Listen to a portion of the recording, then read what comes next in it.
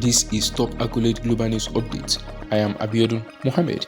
Israeli forces launched drone strikes in the West Bank city of Jenin for the second time in less than 2 weeks overnight on Monday as part of an operation that set off a gun battle lasting into the morning and killed at least 3 people, with the sounds of gunfire and explosives heard across the city hours after the strike and drones clearly audible overhead. The Jenin Brigades, a unit made up of different militant groups based in the city's large refugee camp, said it was engaging the Israeli forces. At least 6 drones could be seen cycling over the city and the adjoining camp, a densely packed area that houses around 14,000 people in less than half a square kilometer.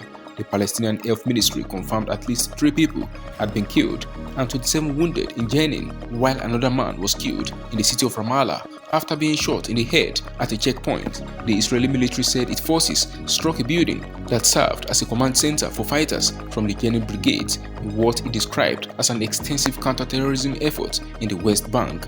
Until last month, when it carried out a strike on June 21st near Jenin, the Israeli military had not used drone strikes in the West Bank since 2006, but the growing scale of the violence and the pressure on ground forces meant such tactics may continue, a military spokesman said.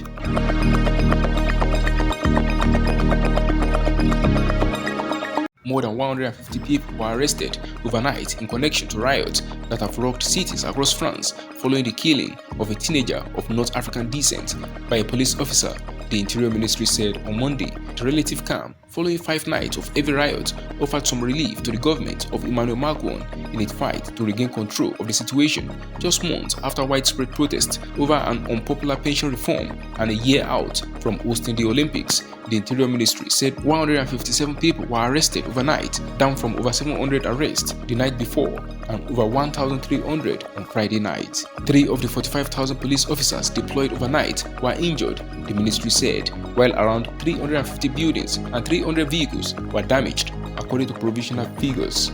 The grandmother of Niall, the teenager shot dead by police during a traffic stop in a Paris suburb, said on Sunday she wanted the nationwide rioting triggered by his killing to end. His death has stoked long-standing complaints of discrimination, police violence, and systemic racism inside law enforcement agencies, denied by authorities from right groups and within the low-income, racially mixed suburbs that ring major French cities.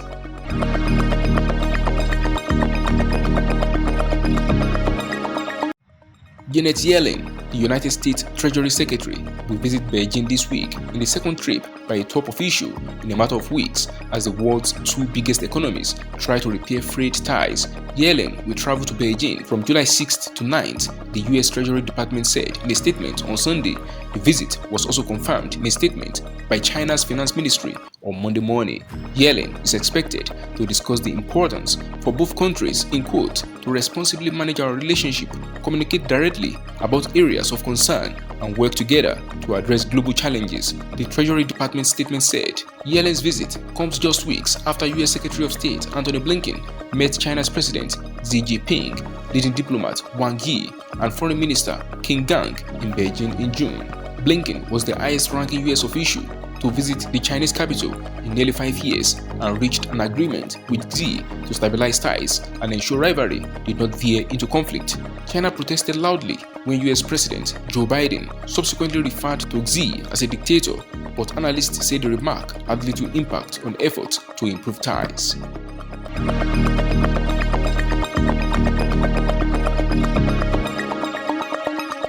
Oil and gas companies have intensified the hunt for new deposits in a long-term bet on demand as they reinvest some of the record profits from the fossil fuel price surge driven by the Ukrainian war.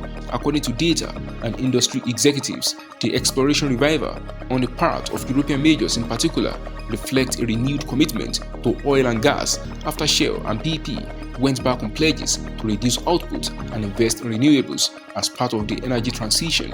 It responds to pressure from a majority of investors to maximize their oil and gas profits rather than invest in lower-margin renewable energy businesses. It also defies protest from a minority of activist investors who want oil companies to be more closely aligned with global efforts to mitigate climate change. The renewed appetite for oil and gas reserves and production is an especially big turnaround for BP, which got rid of most staff from its exploration unit 3 years ago. Exploration is a long-term high-risk business big-ticket offshore projects typically take 5 years to develop from discovery and at least another 10 years to return the initial investment.